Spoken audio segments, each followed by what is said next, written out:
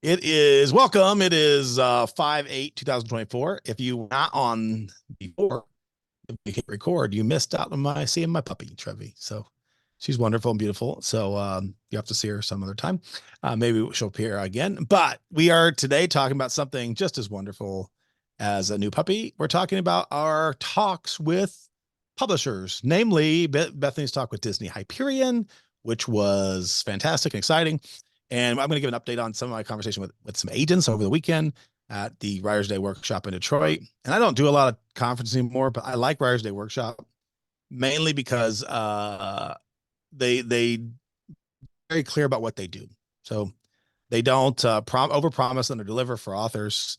They do some training, they bring in some agents, and that's it. They don't promise contracts. They don't bring in publishers because publishers are not really mostly in that realm of the general market gonna acquire that way. And so it's more of an introduction for agents to potential clients and all our training. So I love, but I had some really eye-opening conversations, and I have to read you the text I just got like 30 minutes ago from one of the agents, and it was an interesting time. So I'll let you go and do the Disney thing first. Talk about some of your other meetings, and then I'll talk about my interesting conversation I had. Sounds good. Okay, so today we're talking about manuscript wish lists, and that's what we're going to be I'm going to covering. pull it up while you're talking. Okay, I have got it up too, so go ahead. Yeah, go ahead. That'd be great. So, are you going to manuscriptwishlist.com? Yes. And Okay. if you're watching this, go to manuscript wish just I guess that's a tongue twister. Manuscript manuscriptwishlist.com. Yes, I put And it if you've in the. never been there, you need to know this site. You need to farm this site. I mean, this is something we do as agents. We pay attention to this. And what they're really trying to do, I've said, is trying to connect the dots with this is what someone's looking for. Let's go ahead and send it to them. So yeah, Bethany's been doing that as well. The nice thing about manuscript wish list, and Kyle's going to pull it up on the screen, is that you can search for keywords. You can search for picture books. It's mostly agents that I have found on here. The editors are in here, some of them, which is really nice because you can see what they're looking for. So in my call with Disney Hyperion, there were a couple things that I thought would be appropriate to share because it's not really like super secret. So Disney Hyperion is a smaller arm within a bigger company. So you're thinking about Disney as a brand, but Disney Hyperion is like a smaller arm within the Disney brand.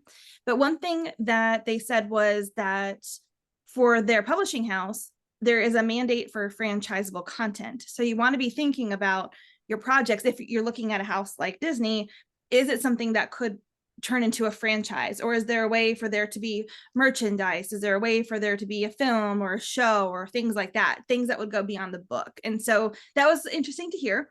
Let me see, the list that I got, my favorite thing is when an editor gives me their manuscript wish list. So sometimes they will send a link to the website. Kyle, were you able to share it? I can share it. Oh, the link? Yeah, I can send it. Let me see, I can pop it up. Sometimes editors will send them directly in an email. So as I'm working with editors, I will ask them, like, if you've got time for a quick call, I'd love to know more about your wish list, or if you have one. And sometimes they'll jump on a call, and sometimes they'll just like send me an email with like bullet points of what they're looking for. So one thing that the editor at Disney gave me was books that they're not actually all Disney books, but books that would be a good fit for what they're looking for, the middle grade YA space. So I grabbed some from the library. I wanted to share one of them with you. It's called Raybearer. I'm gonna unshare my screen for a second so you can see this book. It's called Raybearer. And this one is a YA. And it's a YA fantasy, and it is absolutely amazing. I'm only 3 chapters in, and I only put it down because I had to like be a mom and be an agent and do a job. So the only reason I put it down, I am recommending this book to one of my clients who's working on her YA right now because of the mother-daughter relationship, because of the deep POV, the way that you are immediately transported into the moment in this book.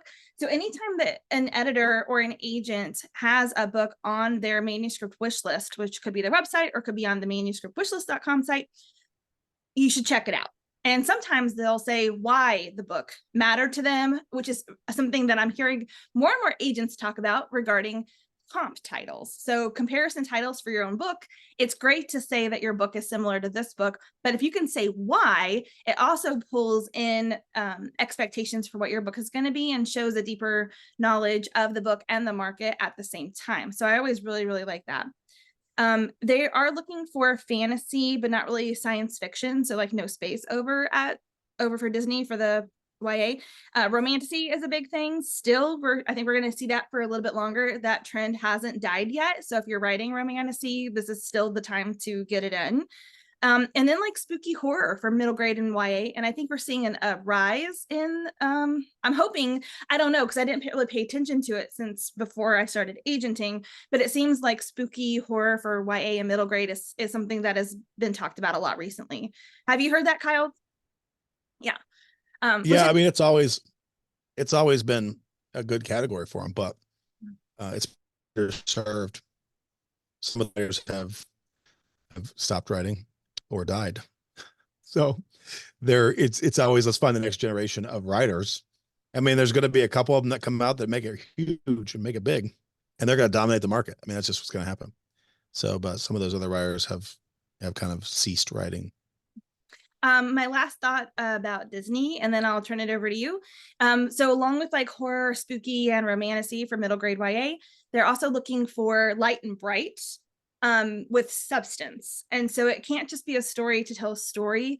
There needs to be something said within the story. And I've also heard that from editors too, that there needs to be some substance. It doesn't need to be a teaching situation, but there needs to be substance. There needs to be something that is being said within the story. So light and bright is really good. Right. And then horror and fantasy, romantasy is also good. So they are kind of looking at both things. So you can kind of pick which one works better for you. And it's nice to know that they're open to both. So yeah, it was a really great call. I think I touched on it before. And I think all of that's appropriate to share. But the book that I'm recommending right now, if you're in the YA space or even like middle grade and you're kind of reading up a little bit, this is the one. It was on their list and it's absolutely incredible. To you. What does light and bright mean, Bethany? Oh, you have a question? So what does light and bright mean? So so it was the opposite of like spooky horror or dark academia, which you can see a lot in the middle grade and YA space. So light and bright would be like the lighter, brighter stories, the ones that are not darkness. I will find you a more literary definition of this since I'm not coming up with it. But I mean, you're gonna find, look it up. Right, you're gonna find it's gonna be a sweet story. It's not gonna be something that's got scary elements. It's not gonna be spooky. It's not gonna have supernatural. It's gonna be, if it is, it'll be from like a positive thing. Like I would think like light, bright. You would think like this show Touched by an Angel was always light and bright, even though that's not a YA show necessarily, but like that's kind of light and bright. You can be supernatural and not be dark.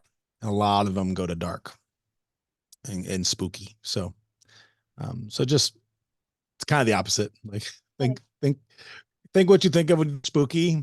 I mean, R.L. Stine writes spooky, right? So the opposite of that would be what I would say. Whimsical, fun, humorous. They mentioned like From the Desk of Zoe Washington, which is kind of more of like a fun story. It's not heavy. Yeah. So that's me. If you read this, they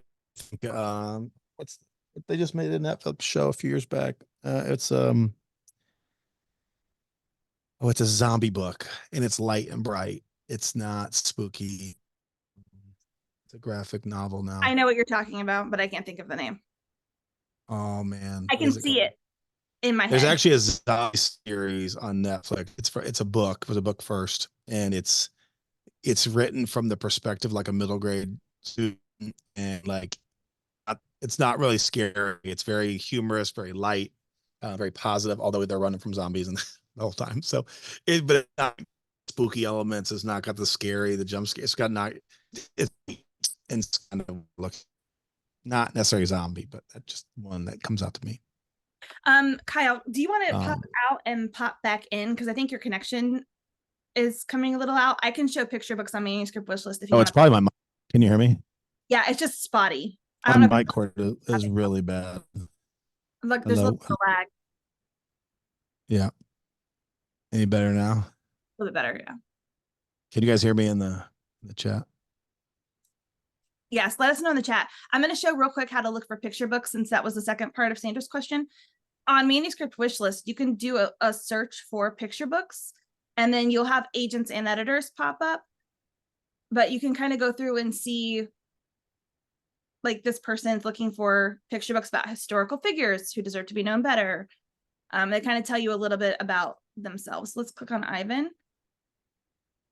It kind of gives you like Chihuahua, and then he has a Chihuahua, so you kind of a little bit know about him a little bit, and he's got information for agents and unagented, and then they kind of go through like what they're looking for. And I like this section over here. My favorite books include, this would be books that I would say go read or look at, and then it talks about chapter books, middle grade, and sometimes they'll have like an MSWL. This is pretty much their MSWL but expanded. So instead of just giving you a list of books, they're also telling you.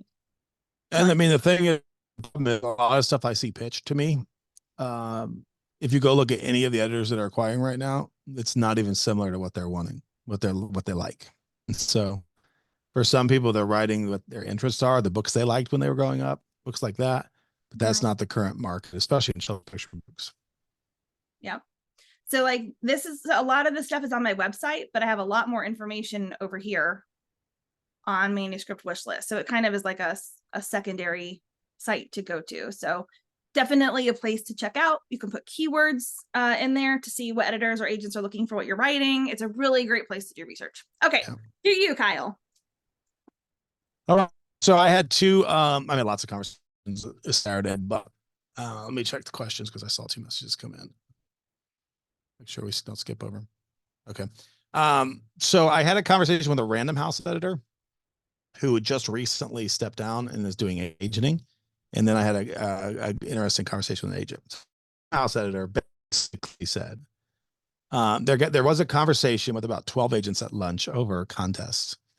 And the general consensus from the Random House editor is, I don't care about the cost that you entered in one. So it's great. One of the things she's like, I'll get CVs of people with like hundreds of contest wins. And she goes, I don't care about any of them unless I know the contest. And we've said this many times, but it's just good for other people to say it besides you and I, Bethany. She goes, it doesn't matter to me at all. I just skip over it. Like it doesn't, it's great that you've won contests, but it doesn't mean anything to help me make a decision. She goes, you know, in the sense of, if you won the Writer's Digest contest, then yes, you beat like 16,000 people. Okay, that's something. But if the contest is not a reputable contest, then it doesn't matter. And so that's the majority, like 99.999% of contests would fall in that category. We talked about it. And so what makes it, do you beat people, and do they get notified that you beat people? That's really it. The contest, if they don't, it doesn't matter. So I could only think of a handful of contests. Maybe I was going through the list with them. We were talking about contests. The big ones are, we kind of threw out the big ones, you know, the Nebula and the Caldecott, like those matter, but those are already published books. So it's a little bit different when you're looking at published books versus others.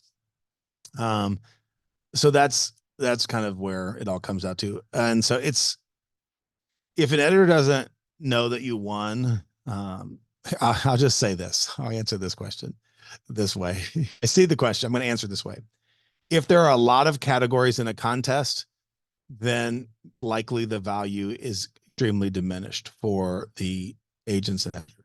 Because if you can win 50 different categories or 20 different categories, then what it means is you're not really that many people, if any. It's really about having those.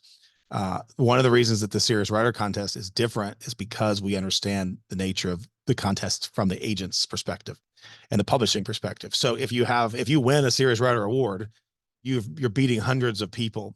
You're not beating 5 people. You're beating hundreds of people.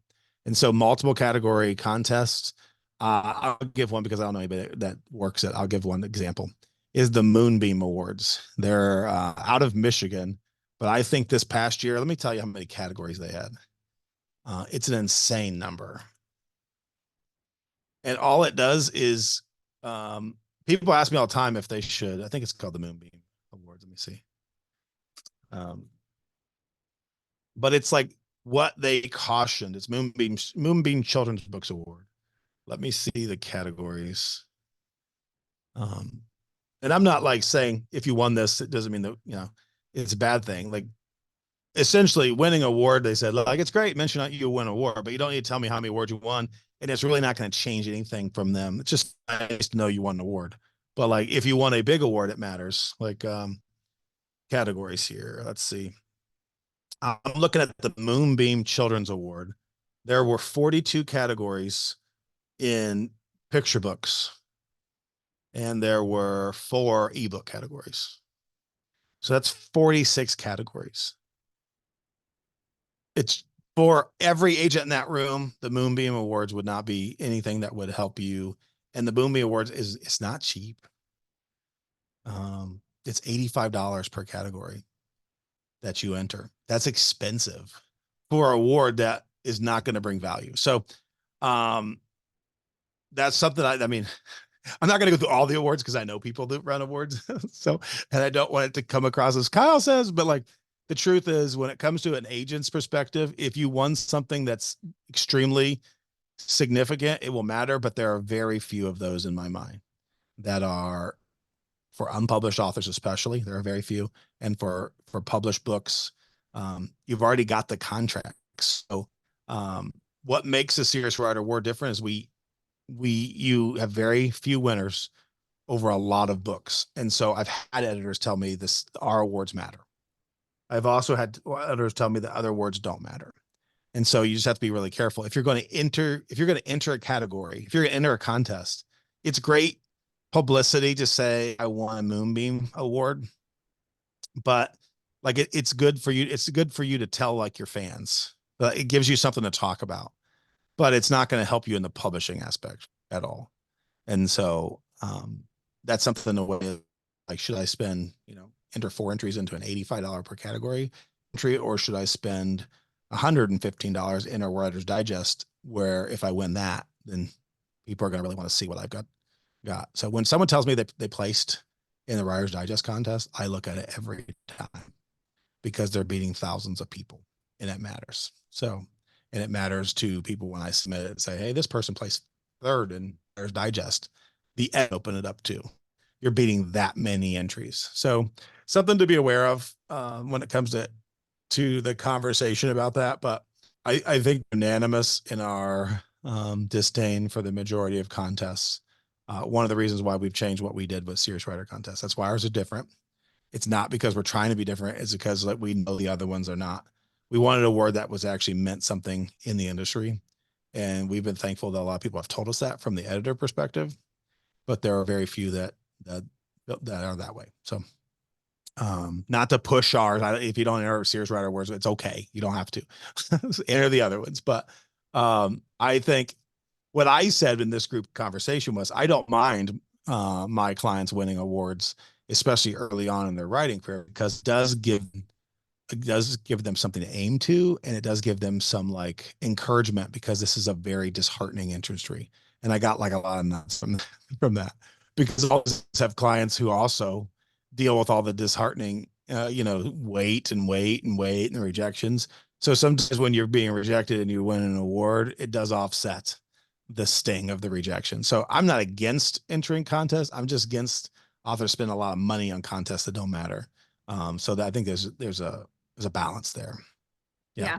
So that's sometimes winning a contest, I think the good distinction that you have there is winning this contest going to do anything for me getting published maybe not, but there's other reasons to enter, like you were saying. Like Yeah. sometimes it's just the encouragement you needed to keep going. Because we've heard stories at conferences where people were ready. I mean, we've heard many stories like this. People were ready to give up writing altogether, and then they end up winning or placing in a contest, and it was just kind of the nudge that they needed to say, okay, I can keep going with this. So I think contests are really great for that. But I would agree, as an agent, they're in every category. When some of the contests I know, some I don't. But I know some agents, they look at they'll look at articles in like big magazines. Sometimes they'll approach a writer after seeing an article, or some of the bigger contests in the unpublished category, then they'll reach out to them that way. But so the size of the contest, or like how many people you've beaten, does matter in terms of like someone coming up and offering a contract or wanting to talk to you after that. That's different. So you really have to think about what your motivation is. What's the win for you with the contest? I had a contest one time, and there's a guy that won it 3 times in a row, or 3 times. It might not have been a row, but it won it 3 times. It was the Genesis contest. My mom, And my mom yeah, can do that. Yeah, that's a big one. yeah. And so the person never got published. And so I looked at the person submitted me stuff. I looked at it, he was a good writer, but I asked some editors like, hey, this guy's won the Genesis contest like 3 times. How come he's not published? And it was because that contest is not enough to establish that the writing is publishable. It's a good contest, especially for new writers who are starting out. But the purpose of that contest is not to establish credibility for a book contract. It's to help new writers at the beginning, be encouraged. And so you just have to understand why some of these contests exist, but that person's still unpublished. And after like another 10 years. So, even though they won that contest like 3 times. So it's just a matter of like a contest alone will not make a career. And so some people enter so many contests that they're not focused on doing the other things right. Like I know someone personally who enters like 20 contests plus a year. It's a lot of money, but if they just took that money and spent it on marketing, it would be so much better for their writing career. But they like the awards way too much and they don't like to market. And so there's a balance. And so I think you need to think through the balance. I think you're better off. And I would say every agent in that room would say you're better off investing that money in marketing than you would ever be investing in contests. I do like unpublished writer contests because I think it's for new and debut and beginning authors to help establish credibility. But if the contest is worth it and you're already published, then should bring you credibility or sales. And that's what many editors told me over the years. If the contest doesn't bring any extra sales, then the publisher doesn't care about the contest. That's kind of where it comes to. In most contests, I would say 99% of them don't bring any sales along with them. So that's the hard part for them establishing credibility. I think if you're going to enter a contest with a book that has come out already, I think you should really think about it as part of your marketing, because like Kyle said, like it gives you a chance to talk about your book, which is one reason why we started the book of the decade. It was, I mean, because I was thinking about it from the author perspective. Like so many contests, you can only enter the book the year after it was published. So you have all these other books that you can't enter into contests anymore, into very few of them. And we don't want them to die. Like, so if you can sometimes breathe new life into a book, if you can market it, like this is a book I'm entering into the contest, and if it wins, then you definitely get to talk about it and promote it again. So that was sort of the heartbeat behind the book of the decade contest. So if you're going to enter a book been published, make sure you're including that as part of your marketing to hopefully build some sales. And congratulations to my mom who said she won the Johnny's an amazing writer. So that's different than what I gave advice, but I'll say this: Johnny won the contest when editors actually attended the conferences. So when editors attended conferences and saw people win, it was much different. There are awards now that I think had value 5 years ago, pre-COVID, that don't have any value now because there's no editors watching people win anymore. And that's the issue. When there were 30 editors sitting in a room watching people win, it mattered significantly. It's kind of how I got to where I'm at. But now that there's no editors in the room anymore, you're just winning against and your peers are seeing. And so it goes to that whole thing is, are people going to know that you won? That is the key. If they're sitting in the room watching you win, it matters. Like Johnny would have been at CFW when a lot of editors were there.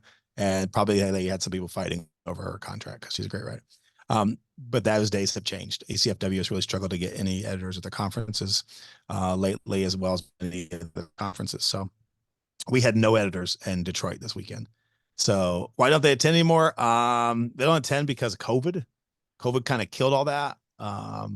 When people went mobile workforce, a lot of them don't want to go and spend time. We had 3 agents wearing masks the whole time.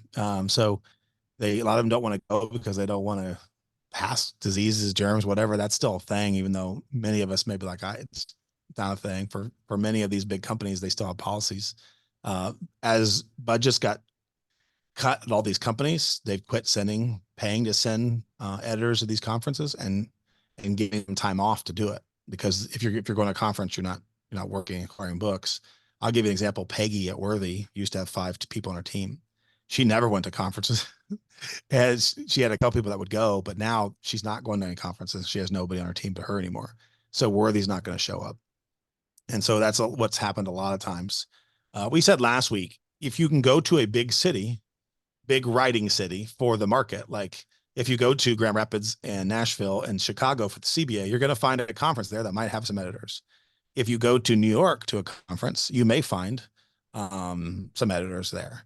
But outside of like someone's home base city, you're not going to find editors at the bigger houses anymore. And that's just the change of the industry. And it's hard to run a conference and not have editors because people make a decision based on that. I mean, that's why we changed what we do to not intensive, because we're not going to try to spend the countless number of hours to find the one editor that's going to show up. And it's really just not worth it. There's different ways to move forward in the industry. So I've seen a conference here that's meeting soon that's got like one large house editor on their faculty of a faculty like 50 or 60 people. So that used to be like 30.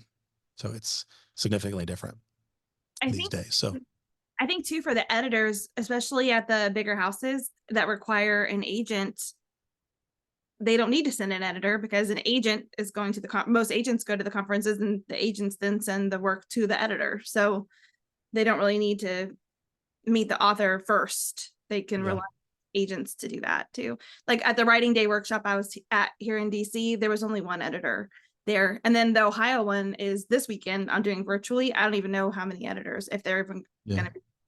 But the thing is too, in the Christian market, it's a little bit different. In the general market, they pay you for the pitches that people are taking. They usually like split the cost with you.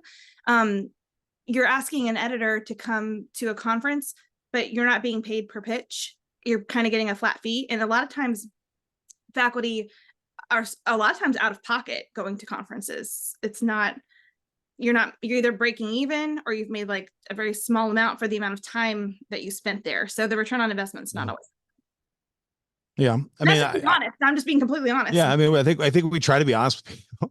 I get invited to conference all the time. If I want to go and pay my way to go, I'm like, no, like, because like the chances of me finding a client that they're going to make me the money to make that investment back are very, very, because it takes long to go from book to book deal to getting paid on that book deal. I just did a book deal last week. We're not going to see the final payment from that book deal till 2027.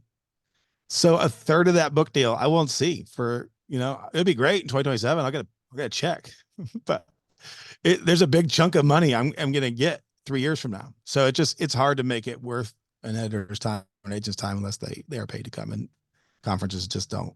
It's a way people make money hosting conferences. So they don't want to give that money all away. So it's hard. Next, my other agent conversation. This was a good one. So I met an agent from Michigan who was a new agent, was an author, became an agent, got hired on to do nonfiction. And it's been difficult, but she basically quit her job at Consumers Energy, which is actually a really good paying job. I would advise you not to do that if I was your friend. But she's like, well, I'm going to try to make a living at this. I was like, you probably should have kept the consumer's job and then tried this at the same time. And then, 3 to 5 years, you could have probably done that. But like she quit, got a nice severance, and was like trying to figure it out. But one of the things is I've talked to Bethany about this. There are opportunities galore in this business. Like it's a good time in publishing. Sales are up. Um, yeah, you don't quit your day job to be an agent. I think not, not at first. You get some sales and then you do it. I'm still waiting. Like I'm almost Yeah, at my 2-year anniversary as an agent. Like I think I've got a check coming, but it's not much. So yeah. And it's what it is rewarding once you get it all built up. And so that's kind of what I told her. So I was just being friendly me. I try to be friendly me network. I'm not trying to cut through it. I'll help people. So we just had a conversation. I actually helped her because she's actually a writer. And we had a long conversation. She sent me like Saturday night, thank you. Thank you. I sincerely appreciate the talk today. I just had a great meeting you. And out of the blue today, right before this is like 11, these messages start. It says, no, thank you. I extended my days in New York City and set up 6 editor meetings, and we'll also meet up with Kat K. And editor list for the Parker story is at 48. My sincere gratitude to you. And all I did was tell her like how to be an agent, like the things that I do, how you network. It's all about networking. And so I said, wonderful. But like she was basically stuck because I told her very clearly, this is a networking business. You have to have connections. This is what Bethany's been doing. This is what I did at the beginning. You have to go meet everybody. You have to talk to everybody. And if you're unwilling to do that, you're not going to sell books. And as an author, it's the same thing. This is a networking business. If you want to have an agent relationship, you got to network with a bunch of agents and you got to work on your writing. And when writing gets there and you've networked with people, now they're willing to take a look at what you have and see if they can work with you. They're also, if you're networking, people are seeing your marketing. So if you're growing your platform, people are going to find out. If I had somebody who I knew had watched their platform grow 100,000 last year, I'd be their agent already. If they were a good writer, because I'd be like, well, I can sell that. And so like, I'm always paying attention because the networking is so important. And like you want to watch, you want to see what people are doing. And so that's all I was telling her to do is just go network because that is how this industry works. And that little bit of effort that she put in was drastic. And she has some money set aside so she can go spend 6 days in New York City. But like, that's good for her. And the advice for you guys is do the same. Network, network, network.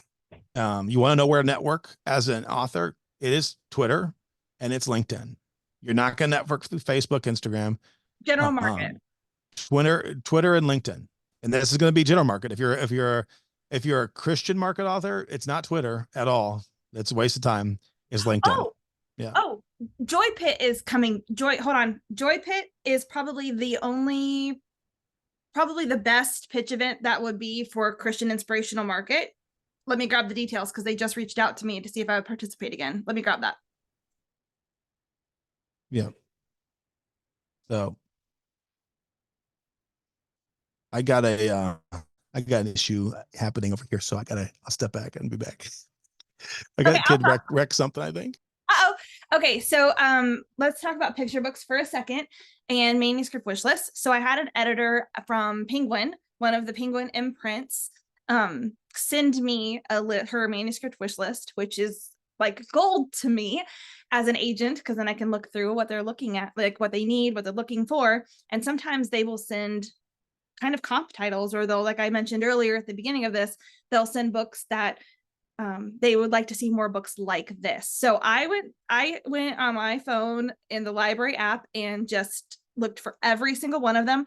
I grabbed about half of them because I need to read them and get them back to the library. If you want to take a screenshot, I'm going to hold the book stack up in front of the camera. So if you want to take a screenshot of some of the titles here, that's totally fine. It's not all of them, but it's a lot of them. So I think I've got the spines. Let me see. I'm trying to see. Okay, so I'm going to hold this like this. And if you want to take a screenshot, go ahead. And 3, 2, 1. So if you're doing picture books, I would, even if you're writing in the Christian market, no matter what you're writing in the Christian market, I would be reading the general market version of that genre. The books that are doing really well there, just to make sure that you're staying up to date with like style and tone and things like that. So if you're wanting to write picture books, my recommendation is to read 100 picture books that have been published within the last 3 to 5 years. What I'm doing is every time I get a manuscript wish list from an agent or an editor, I am looking up those books and then trying to read as many of them as possible. So I've got the Disney recommendation, and they gave me a whole bunch of other books as well. And then these are some of the ones from one of the Penguin House editors. So I thought that was just absolutely wonderful. But the manuscriptwishlist.com website that we gave you, there's so much good information there. Another thing you can do is you can go on to Twitter and you can put the hashtag MSWL, and I'm going to put it in the chat so that you can see exactly. Just do a search for hashtag MSWL in the search bar in Twitter, because a lot of times editors and agents will put an updated MSWL. So it may not go onto their website. They may not be updating the manuscriptwishlist.com page, but they may be looking for something in particular, and they can just shoot out a very quick MSWL on Twitter. And literally yesterday, there were like 2 editors in the general market fantasy space who were looking for specific projects. And so I'm always paying attention when an editor does that, because sometimes they'll say, agents, here's my MSWL, here's what I'm looking for. And so then in one of my agent Discord groups, we were talking about, this editor just posted this, and we were just sharing the links over from Twitter. So agents are doing that, and you should be doing that as well. So not only can you make sure that you're writing something that fits within where the market is, but that you're also keeping up to date and maybe connecting and getting to know some of these editors. So when you do send in a query, they know who you are, or the agent as well. So was there a lot of damage, Kyle? It's a mower issue. I mean, yeah, no, just say it'll take some time to fix, but yeah, it's not that bad. I mean, it's bad, but it's not, nobody's died, so we're good. But yeah, sorry, I was talking about, I had finished up pretty much. So yeah. I think that just my conversations were helpful, because the stuff we're telling you is exactly what we believe, but it's also what the other agents believe. It's what other editors believe. So we're trying to help you network, get on LinkedIn, start connecting with people. If you can't find them at a conference, don't spend the money to go to a conference if that's not the people that you want to pitch to.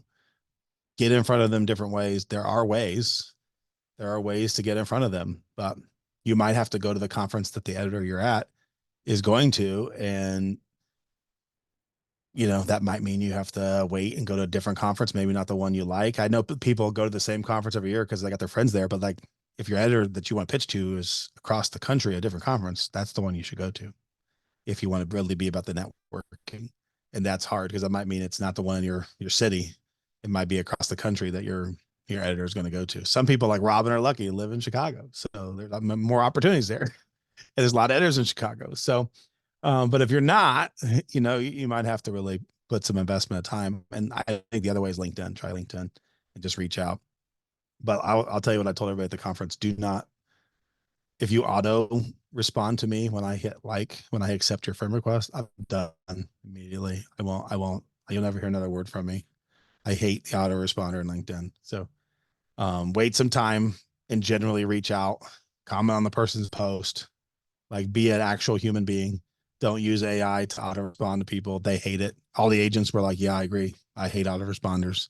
Because you can make it sound like you, but everybody knows you get it within seconds of accepting the connection. And I just delete all those immediately. A lot of them I delete.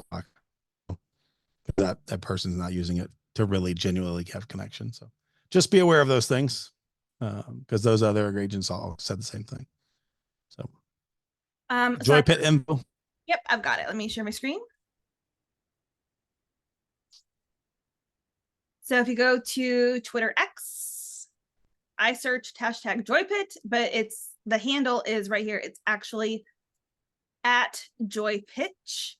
This is not a faith-based pitch, but it is for feel-good books. And so I did see a few faith-based books last year in here, and last year was the very first event they had done, and it was sort of a pop-up.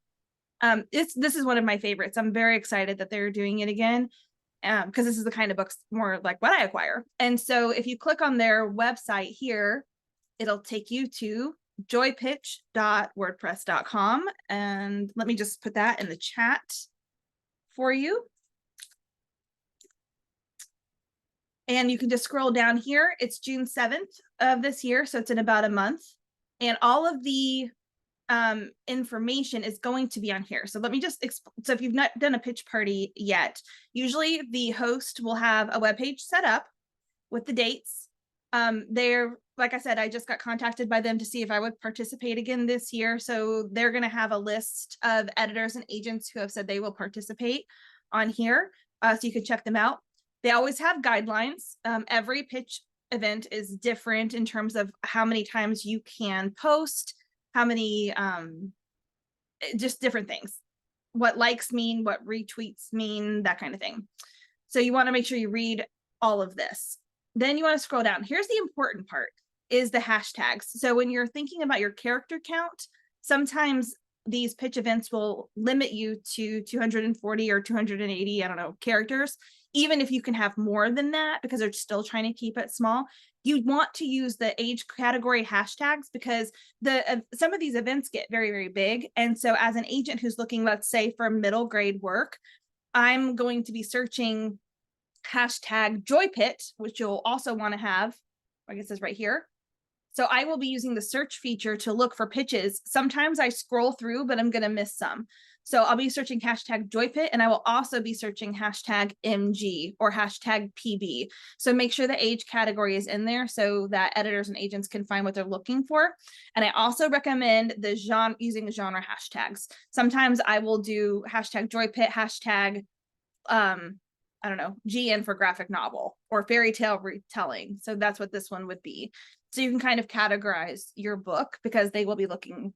This is very helpful as we're looking through things.